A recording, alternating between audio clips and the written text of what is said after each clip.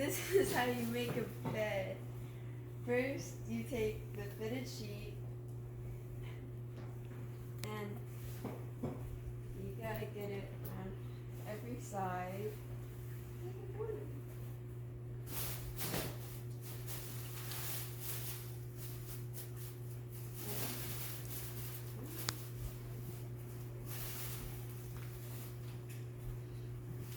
And like pull it like as much as you can underneath.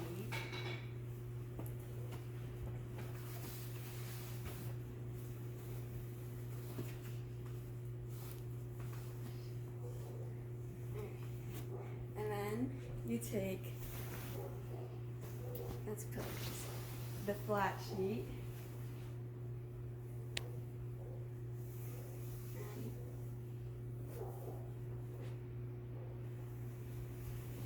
Do it upside down, I guess, because whenever you flip it over, it'll look better.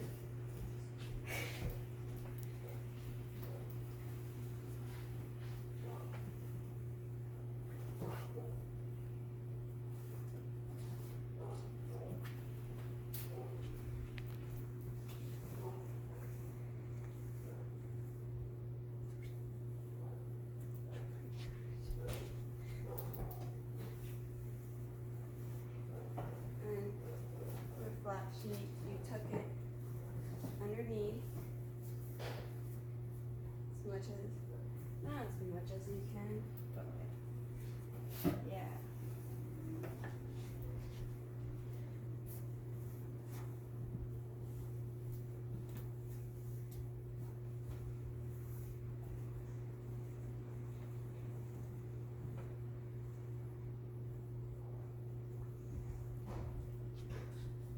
It's going to be covered up.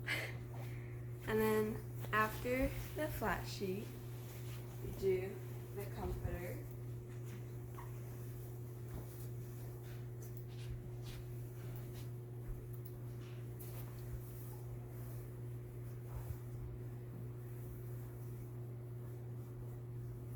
Tuck it, like, not tug it on the sides, but like, make sure it's even.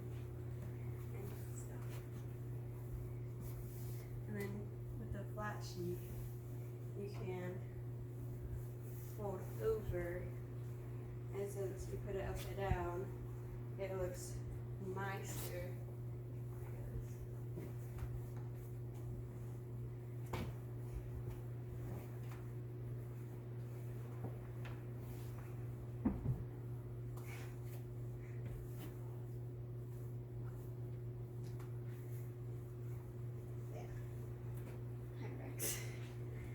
And do pillows and that part to do the one that's split in the back, like in the middle. Oh, hi, Pepper.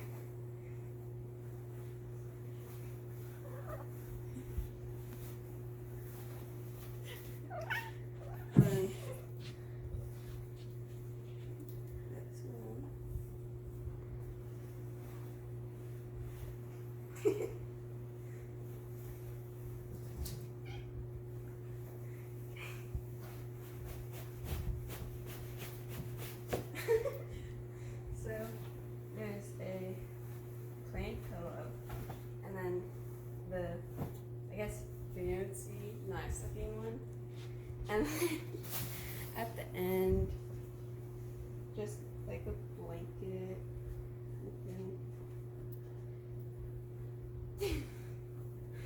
Just lay it.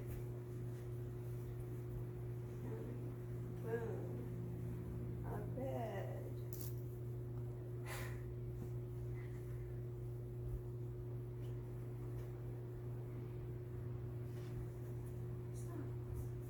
Yeah.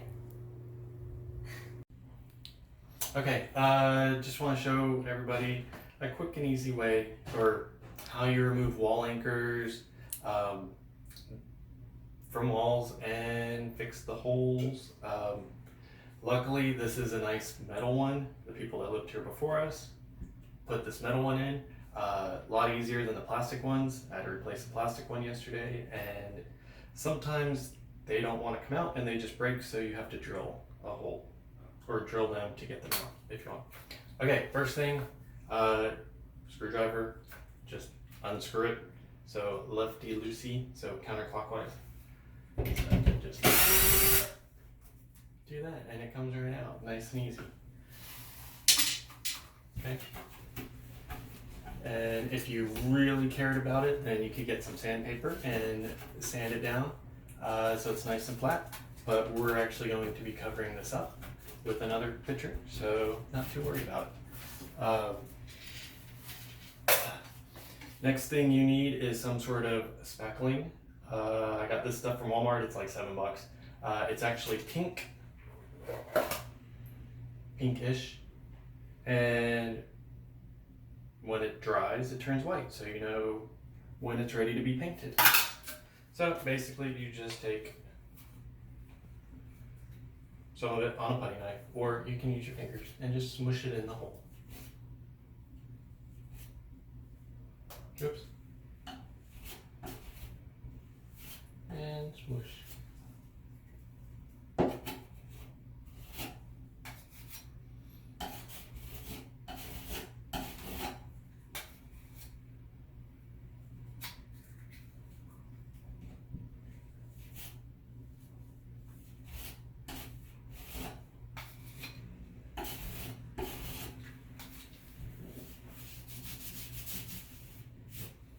Okay, and if you're really OCD enough, then you can sand it down once it dries. Then you sand it down and do it again.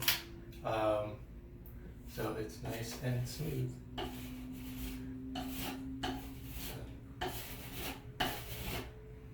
That is removing a wall anchor, or that kind of wall anchor, and filling the hole. Okay, now, since we kind of fixed a hole in the wall, we're going to be hanging a picture. Different frames, you have to hang different ways.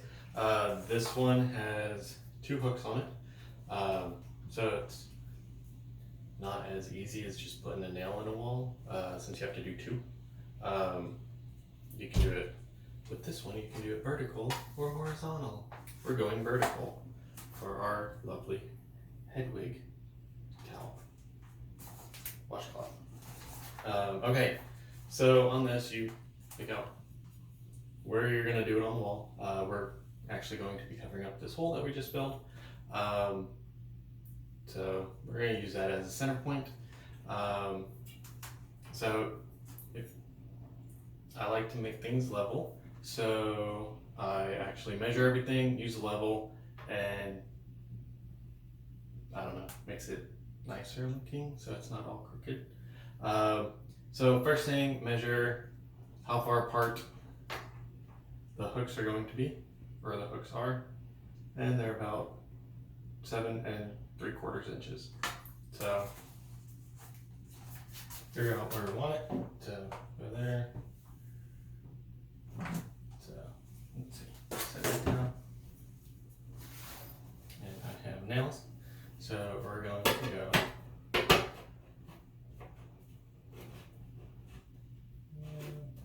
about right there. So we'll start with one and figure out where that is.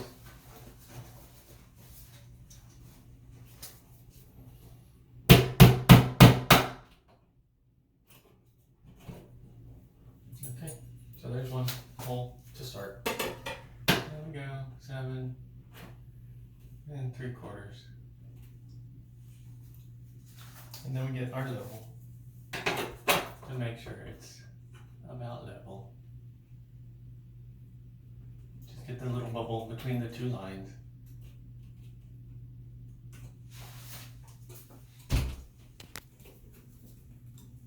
And my level is dirty. Okay, so once you got that, then make the second hole.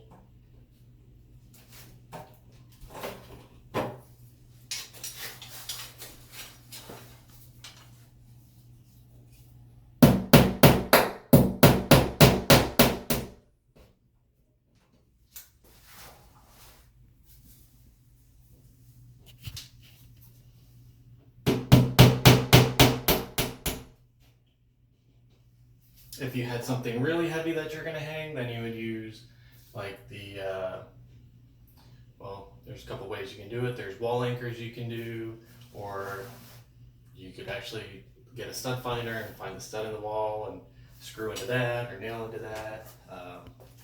But this is fairly light, so we are not worried about that. Okay, so once you have those,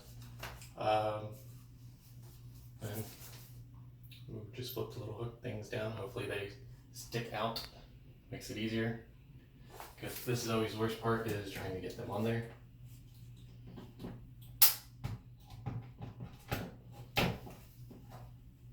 Oh, and you want to leave the nails sticking out. If you didn't hit a stud or something, leave the nails sticking out so you have more room to mess with, and you can have the picture out so you can look behind it easier.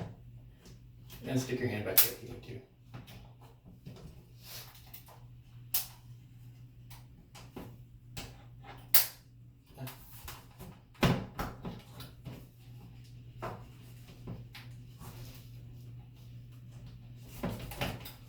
So it doesn't want to go in.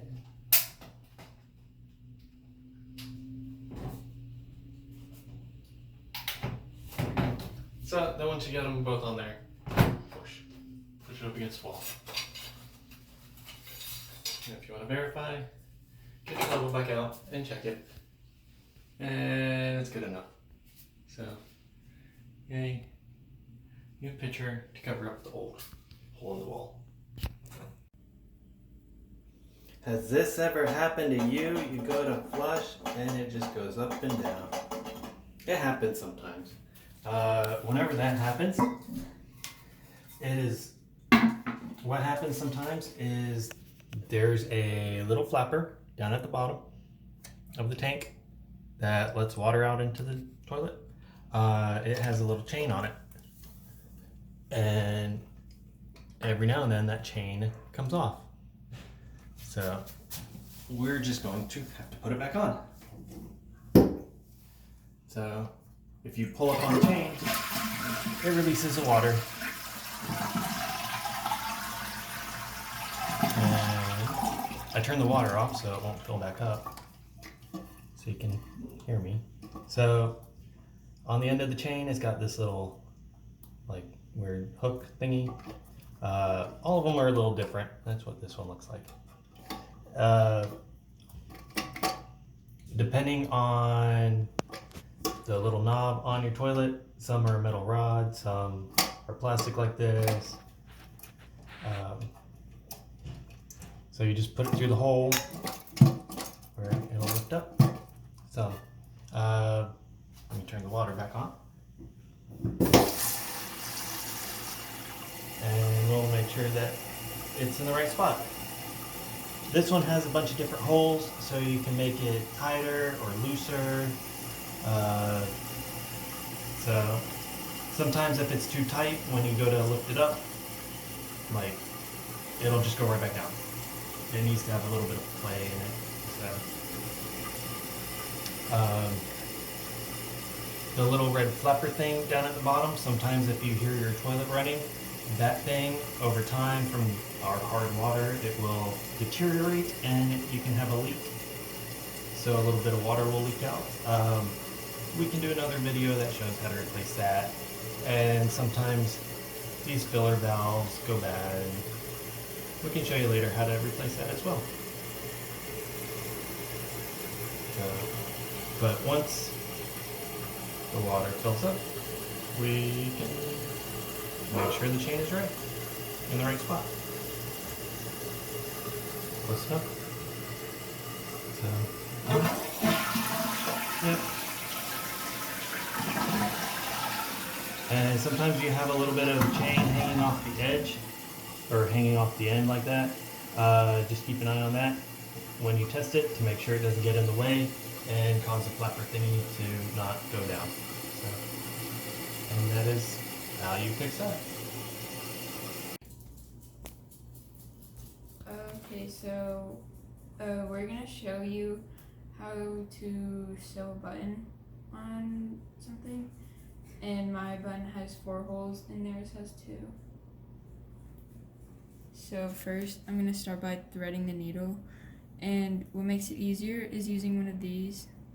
So you push this through the hole, like that, and then you get your string, and put your string through here, and then you just pull this back. Wait, what? Oh, and then your needle is threaded. And then you want to make sure the thing is even. And then you just tie a knot at the end.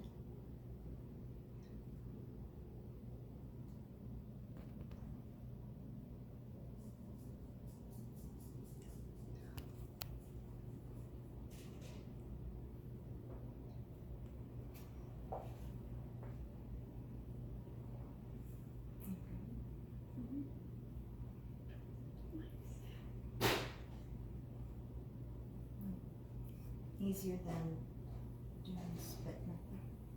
And then you tie. How many times did you knot? I just knotted once, but depending on your fabric, you might want to knot like the same knot like 2 or 3 times to make sure it will go through. Yeah. So I'm gonna knot mine a few times, and last time I was doing or talking about sewing on one of these, Mayor Chacon had commented how she thought it was cool how you can use this you can use your needle to help you guide where you want your knot to be. So you can make it slide around according to that, so that way you can move it back to where all your other knots are, if it's not where it should be. So it's a cool little trick. Are you knotted? Yeah. I'm doing one knot and then I'm ready to go.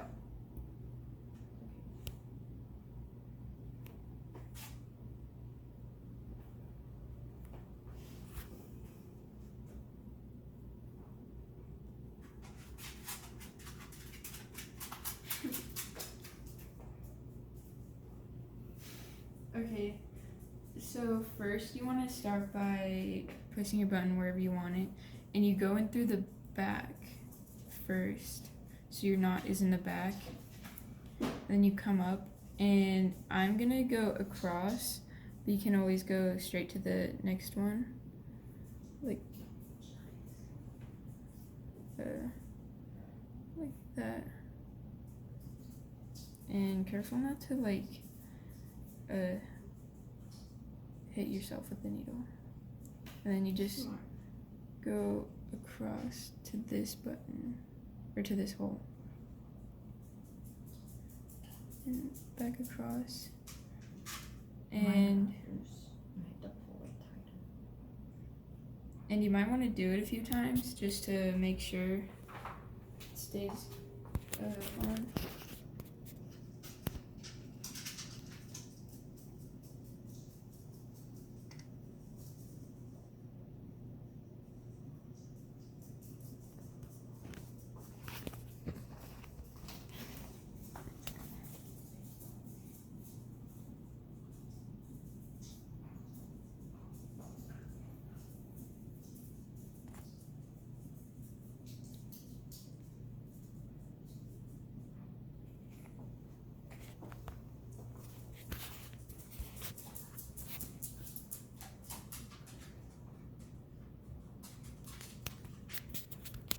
How many times do you go through?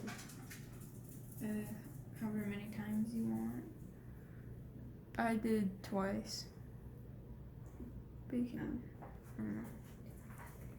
I suggest going through at least twice just to make sure it stays on.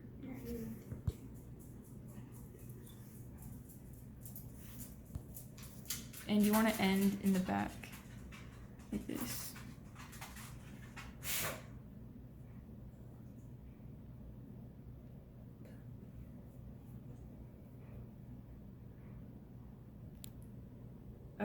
And then you just knot, like do a knot basically.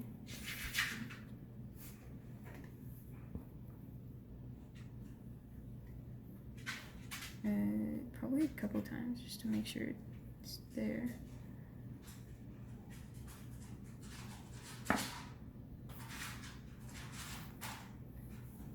Are you and I knotting the same way?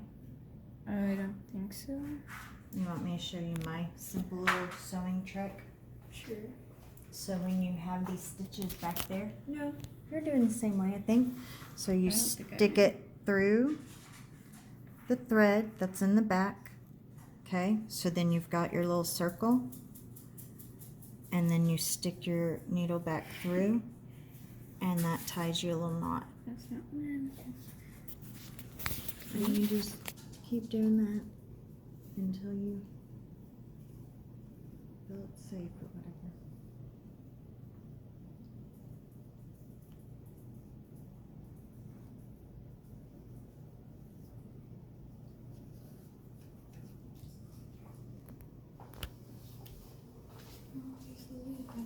And then you just cut it off.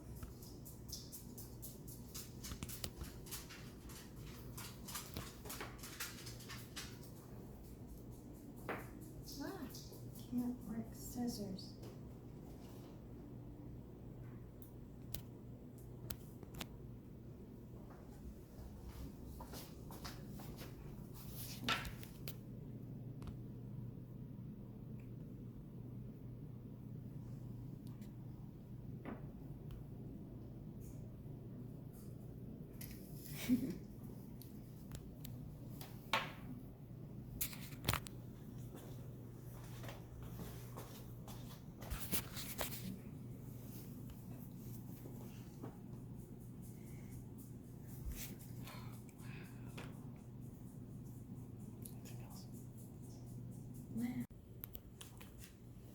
All right, so we are going to review some, I guess, laundry care basics.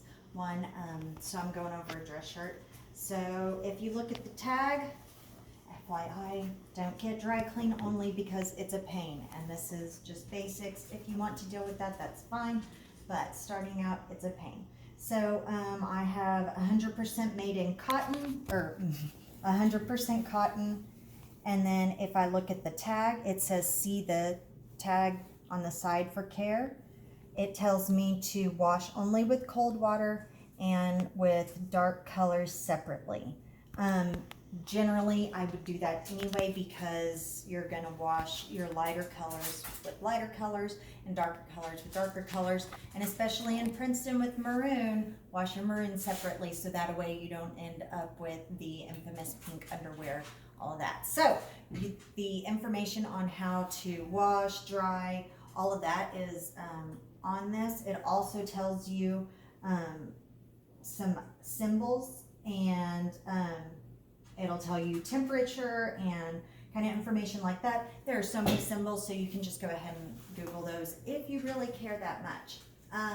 So I know most people iron with the dryer these days, but sometimes, like for job interviews and funerals, etc., it is important for us to be able to iron or to make sure we look nice. So we still iron for such events. So I made sure my iron was on, and I should make sure that it's set to, yep, because it's a 100% cotton shirt, we are using the cotton setting. So I always end up going with the top first. Make sure if they do have the tags, you pull them out. A lot of the time, I start with the back because I know that I'm going to be sitting in a car, I'm going to be doing things, so my back is going to be my least seen thing. And if I wasn't doing this on my table, we're in the process of relocating this, but then I would be able to have more room and be able to slide that over. So it's not going to be perfect just for time's sake. If you have really stubborn spots too, you can mist. So I'm not sure where even things are. Yep, on this thing because we don't use it. So, oh, here's spray. Back in the day, too, you might want to starch jeans. Starching jeans will help keep them straight if that's your seam, like it was.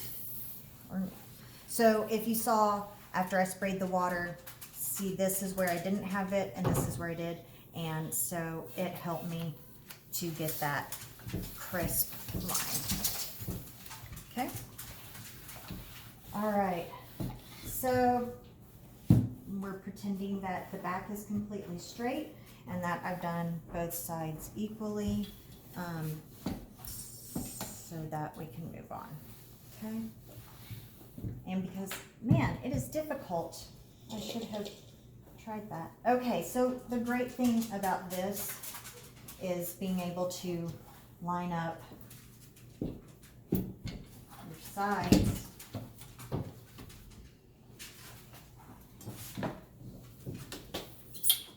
Okay, change plans. There we go. So you can line up your sides on there. Okay, so see how that fits just perfectly? Ish on my mess of a table situation. So we'll do this and pay extra close attention to the center and the buttons.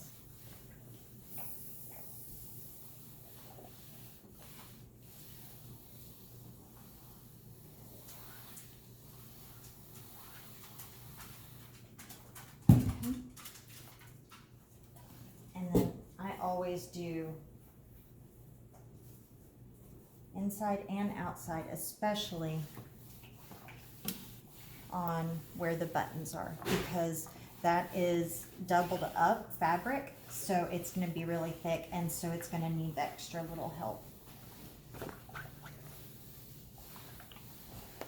My husband wore this shirt for like 2 seconds and there's a spot on it. What in the world did you do, man? Other side, we would be able to have the same perk of being able to fold.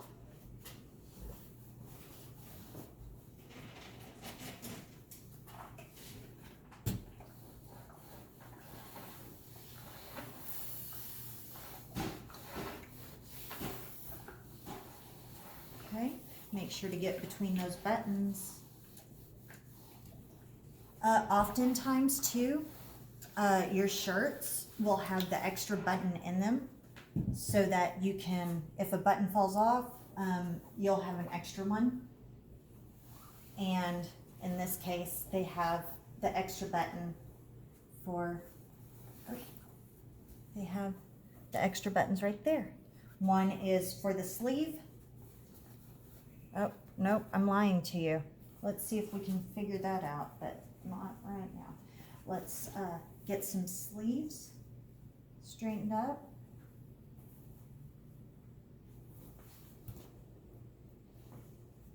And I always try to pinch from the top down and make that straight line.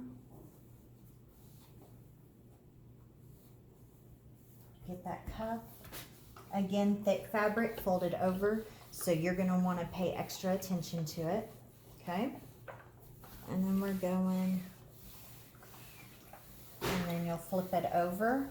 And because of the creases and the differences in the in the fabric and how it's folded with the creases, it might be a mess when we flip it over. But see, so now it's a little straighter. Goodness gracious, we have all these little. So now we're going to clean up these lines a little more. Okay? So you get all up in here. That's easy enough. But when you get down in here, let's focus on managing those creases. And again, you want to make sure that it's crisp down here.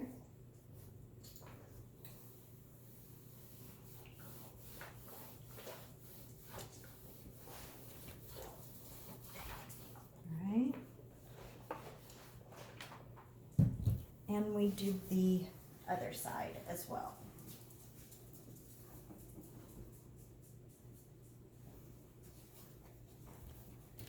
Quick. So remember, it is important to wear something nice when you are doing an interview. It doesn't matter where you're going. It doesn't matter if you're going to Taco Bell or if you are going to an executive position. It is always nice to look your best. So that means putting on the clothes that you wear to church or that your grandma likes or whatever that situation needs to be for, you know, just a few minutes, because it makes an impression, and it doesn't matter if you're 16 or if you're 60. It is important to dress well and look nice for certain events in your life. It also shows respect, like at the theater. They say, or I read an article that it is important, that it's viewed as important to people that are in the theater, for people to dress nice, because it's a sign of respect, and it shows respect for all the work that they've done. So I'm going to do a quick once over on the back because I moved it all around.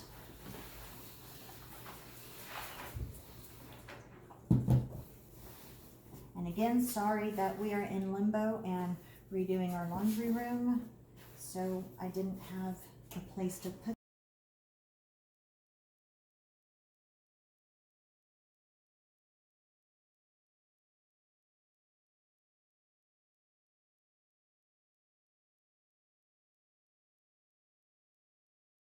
this.